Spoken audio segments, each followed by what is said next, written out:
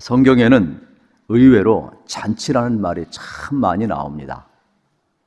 예수님께서도 천국을 비유하실 때 바로 이렇게 여러분 잔치집의 비유를 했습니다. 예수님의 첫 사역도 오늘 본문에 나오는 가나의 혼인잔치, 여러분 물이 변하여 포도주가 된 이 표적 사건이 되겠습니다.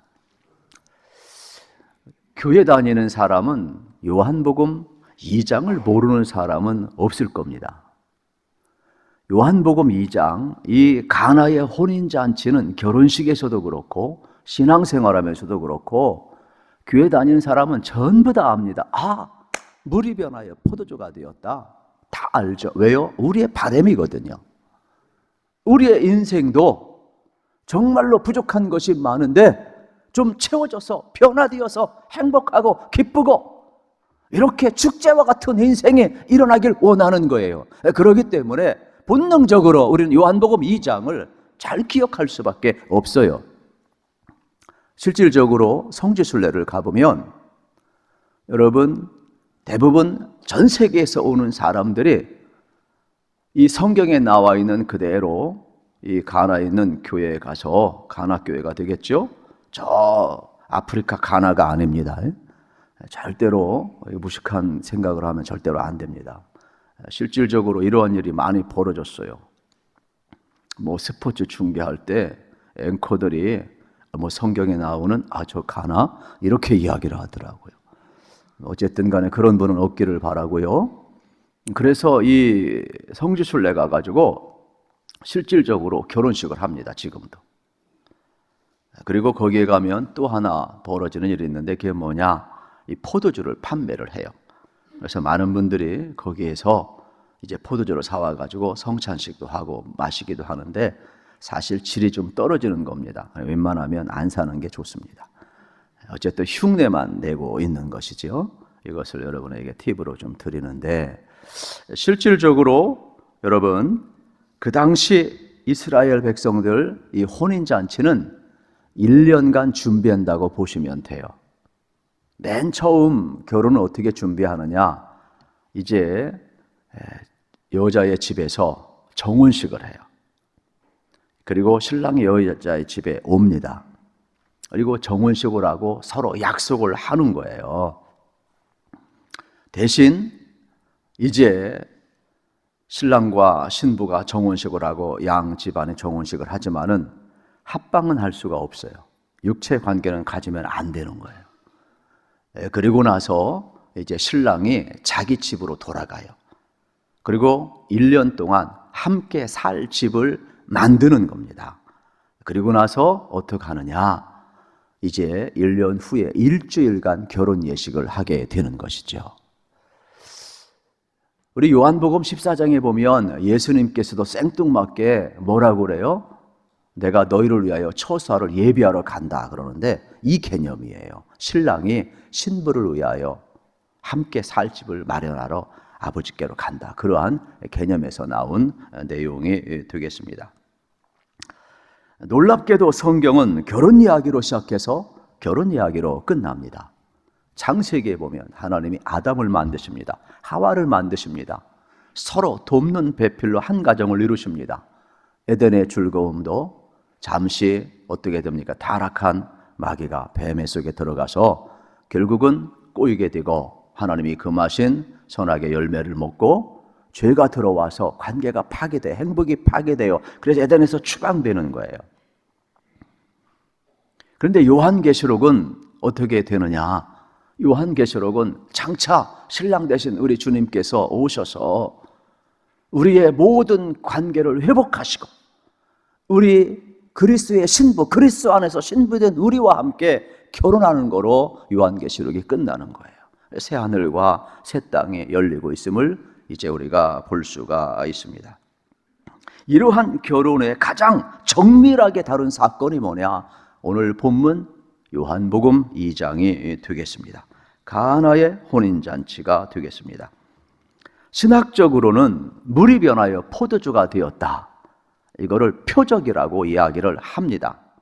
각주에는 이적이라고 달아놓았지만 정확하게 신학적 표현을 쓴다면 이적은 아니에요. 표적이라고 이야기를 하는 겁니다. 그러면은 표적과 이적의 차이가 뭐냐? 이적은 죽은 자가 살아나는 게 이적이고 기적이에요. 병든 자가 고침받는 게 이적이고 기적이에요. 눈먼 소경이 눈을 뜨는 것, 그걸 기적이라고 이적이라고 이야기를 하는 겁니다. 그러면 표적이라는 것은 뭐냐? 정확하게 이야기하면 사인이라는 뜻이에요. 사인, 방향, 지시. 무엇인가 여러분, 그래서 이 사인은 우리가 표지판을 많이 보잖아요. 그 표지판은 방향성을 가리키고 있는 거예요. 그러면 성경에는 정확하게 이적과 기적, 표적을 구분해서 써놓고 있어요. 어느 때 여러분 표적이라는 단어를 쓰느냐?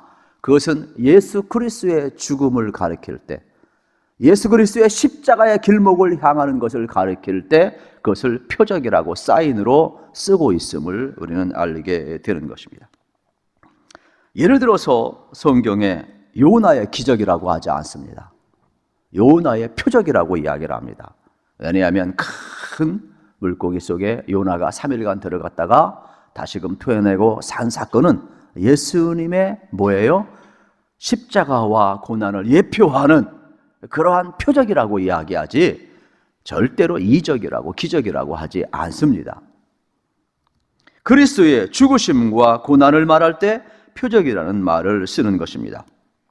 1절, 2절 말씀을 우리 같이 한번 함께 읽겠습니다. 사흘째 되던 날 갈릴리 가나에 혼례가 있어 예수의 어머니도 거기 계시고 예수와 그 제자들도 혼례의 청함을 받았더니. 아멘. 요한복음 1장에 보면은 이틀째, 이튿날, 그리고 2장에 또 이제 사흘째 되던 날, 그러니까 제 7일째가 되겠죠. 이거는요, 뭐 다 설명드릴 수는 없고 우리 천지 창조를 기억을 해야 돼요. 6일간 창조하시고 제 7일 안식한 걸 기억해야 돼요. 그러니까 단순히 요한복음은 여러분 그냥 가나의 혼인잔치만 보여주는 게 아니에요. 하나님이 로고스, 말씀이 육신이 되어 우리 가운데 오신, 그래서 하나님을 소개할 때 말씀이 육신이 되어 우리 가운데 오신 로고스로 소개를 하는 거예요. 그 천지를 창조하신 그 하나님의 창조의 역사를 이야기하고 진정 하나님 안에서 이루어지는 이 잔치 안식이 무엇인가를 오늘 가나의 혼인잔치를 통하여서 우리에게 보여주는 아주 스펙타클한, 아주 다이내믹하고 여러분 성경을 가장 정밀하게 핵심을 찌르는 그러한 첫 표적 사건이 되겠습니다. 유대인들은 혼례식을 치를 때에 평상시에 섭섭한 사람도 다 초대를 합니다. 웬만하면 아는 사람 다 초대를 해요. 다른 때는 그렇지 않습니다. 그러나 혼례식만큼은, 그래서 초대장을 받았는데 불편하다고 안 가면 그거는 아주 경솔한 행동입니다. 관계를 깨자는 겁니다. 우리나라야 품앗이지만은 거기는 그렇지 않습니다. 그래서 지금 가나의 이 혼례 잔치집에 예수님도 와 있고 제자도 와 있고 마리아도 다 와 있다, 이렇게 표현을 하는 겁니다. 성경은 마리아가 이 가나의 혼인잔치집의 친척이라고 표현하지는 않습니다. 그러나 그 이상 친밀한 관계를 가졌다는 것을 우리는 성경을 묵상하면 알 수가 있습니다. 왜냐하면 3절에 보면 그 집안에 포도주가 떨어진 것을 마리아가 제일 먼저 알고 있기 때문에 그렇습니다. 이 정도가 성경의 힌트이지 그 이상 그 이하도 어떠한 힌트나 기록이 없습니다. 3절을 보면 포도주가 떨어진지라 예수의 어머니가 예수에게 이르되 저들에게 포도주가 없다 하니 말씀하고 있는 장면을 우리 이제 보게 되는 겁니다. 포도주가 떨어졌다는 것은 심각한 말입니다. 유대인들의 유머 가운데에는 잔치집에 신랑은 없어도 괜찮지만 포도주가 없으면 흥이 안 난다 그랬어요. 그만큼 포도주는 이 잔치집에 아주 중요한, 없으면 안 되는 그러한 내용이 되겠습니다. 그래서 압축적으로 여러분 혼인잔치를 표현하는 기쁨의 상징이 바로 포도주가 되겠습니다. 그래서 포도주는 기쁨과 즐거움, 회복의 상징이 되는 것입니다. 현재 가나의 혼인잔치집에서 벌어지는 모습은 오늘날 우리의 삶 속에서 벌어진 일과 똑같음을 발견하게 되는 겁니다. 우리가 돈을 벌어도 참 만족함이 없어요. 세상 것 이것저것 누려도 얼마나 공허한지 몰라요. 참 말하기도 민망할 정도로 여러분 우리나라가 대단한 나라, 오죽했으면 자살률이 하도 많으니까 그냥 보도 안 하기로 결정을 해서 보도를 안 해요. 이렇게 공허한 인생을 살고 있는 게 우리의 실존이에요. 이 땅에 여러분 포도주가 떨어진 인생과 같은 사람이 너무나 많아요. 무엇인가 세상 것을 그 빈 공간, 그 결핍을 채우기 위해서 몸부림치며 사는 게 저도이고 여러분의 모습이기도 한 것이죠. 우리 모두의 모습이기도 한 겁니다. 오늘 포도주가 떨어진지라 이 말을 무심코 넘겨서는 안 돼요. 나는 포도주가 떨어진 인생이 아닌가 점검해 보시기를 축복합니다. 혹시 집에 가서 한잔 할 생각하지 마시고요. 그런 뜻으로 해석하라는 것이 아니지요. 드디어 본문의 갈등이 시작이 됩니다. 3절에 보면 예수님의 어머니, 여러분 마리아가 아들에게 포도주가 없다 왜 말했을까? 쉽게 생각해 보면 의도가 있을 거 아니에요. 예수님 앞에 말했으면 이 문제 한번 현실적인 문제, 이 집이 낭패를 당하게 되었으니 해결해 보라, 그러한 뜻 아니겠습니까? 적어도 마리아는 예수님이 비범한 사람임을 알고 있어요. 왜요?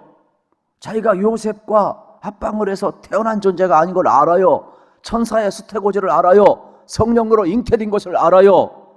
그래서 적어도 예수님은 여러분 최소한 선지자적인 능력을 행할 수 있는 최소한 비범한 사람으로 마리아는 알고 있어요. 그렇기 때문에 이 난처한 상황 속에서 이 가나의 혼인잔치집에 가장 중요한 포도주가 떨어졌으니 한번 해결해 보라는 그러한 육적인 필요를 요구하는 의도가 있었을 겁니다. 그런데 여기서 예수님이 예 하고 여러분 포도주를 만들었다면 사건 해결사로 전락하고 말았을 겁니다. 적어도 마리아는 육적인 필요를 요구하고 있는 겁니다. 그래서 가나의 혼인잔치집의 문제를 해결해 달라는 것입니다. 그런데 4절에 보게 되면 예수님은 이해할 수 없는 대답을 하십니다. 예수께서 이르시되 여자여 나와 무슨 상관이 있나이까? 내 때가 아직 이르지 아니하였나이다. 저는 이 말씀 처음 볼 때 도무지 이해가 안 가더라고요. 어떻게 여자요? 우리 어감에서는 안 맞아요. 여성 그러면 조금 뭐 맞을까? 여자요 그러면 어감상 안 맞아요. 정서상 안 맞아요. 어떻게 또 어머니를 향하여 여자요 그럽니까?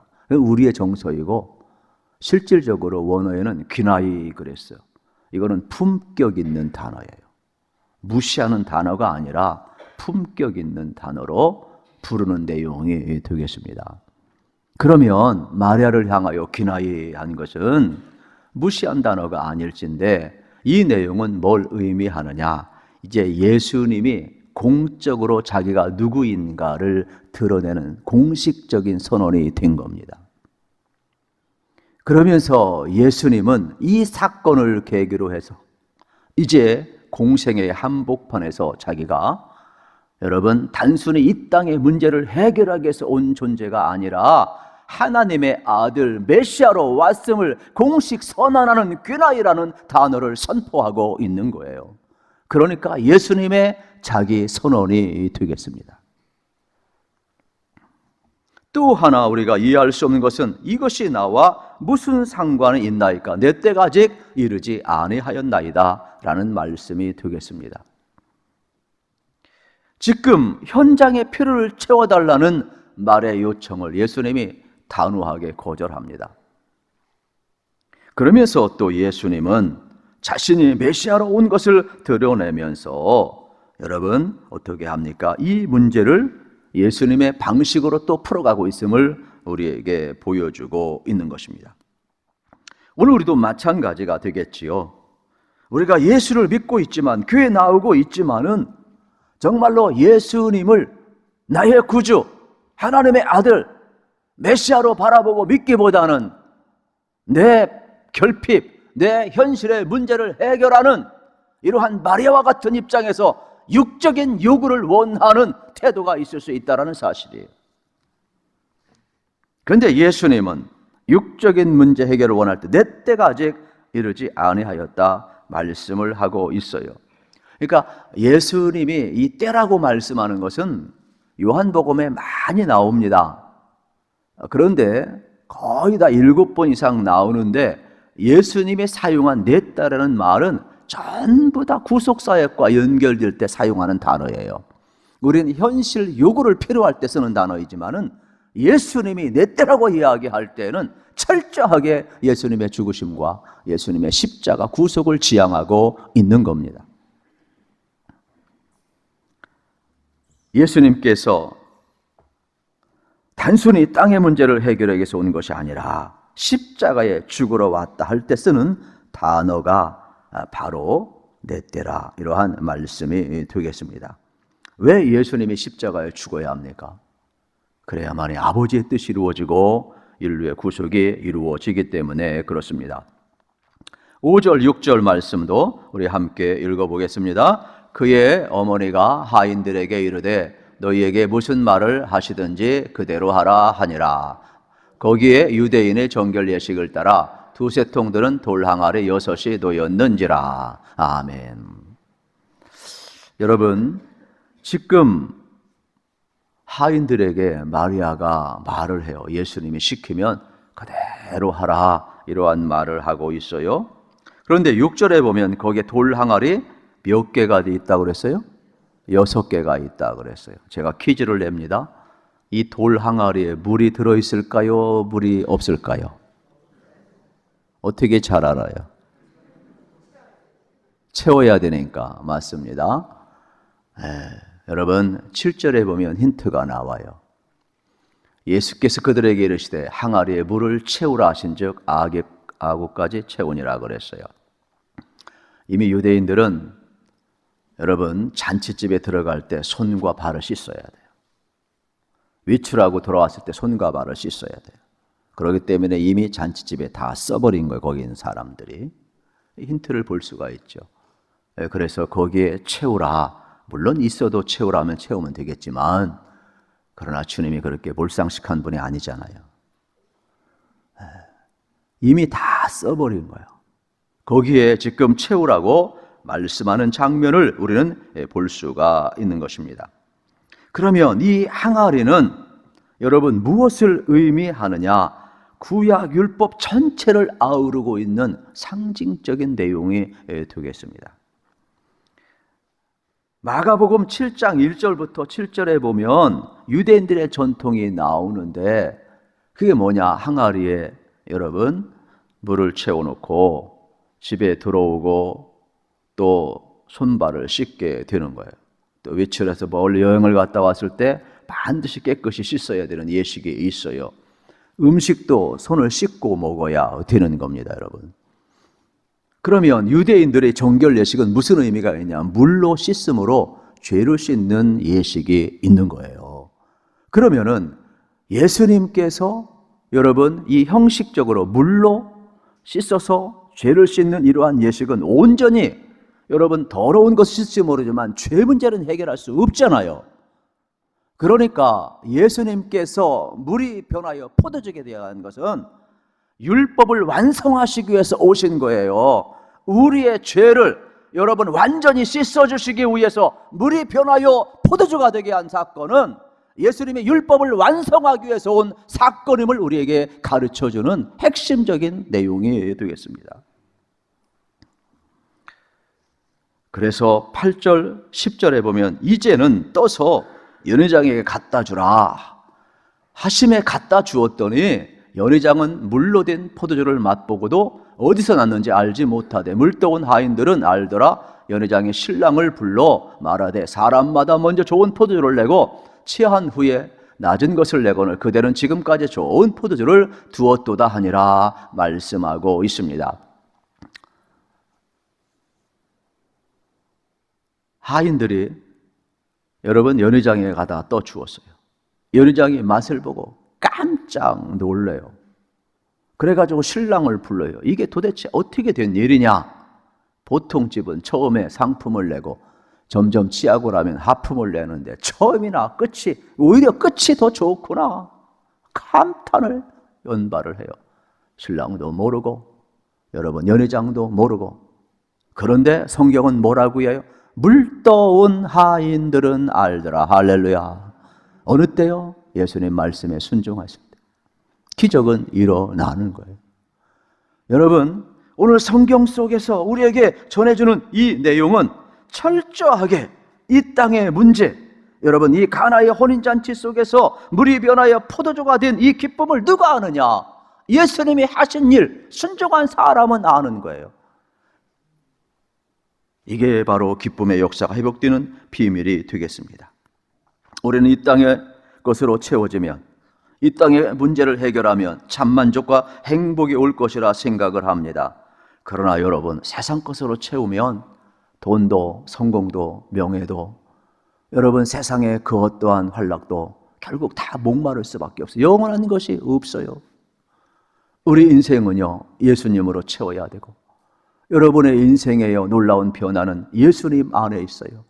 그래서 말씀으로 천지를 창조하신 분이 말씀으로 물이 변하여 포도주가 되게 하신 것처럼 우리 가운데 하나님의 말씀이 떨어지기만 하면, 하나님의 말씀에 순종하기만 하면 여러분은 변화의 주인공이 될 줄로 믿습니다. 맛있는 인생을 살 줄로 믿습니다. 하나님 말씀에 순종하면 기적이 일어나는 것입니다.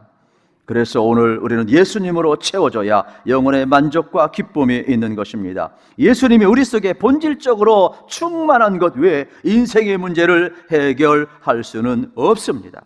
그러므로 요한복음 2장은 결핍한 인생들에게 찾아오셔서 포도주를 만들므로 예수님의 죽으심과 십자가 사건만이 우리를 온전케 하신다는 현재적 의미를 우리에게 전달해 주고 있습니다.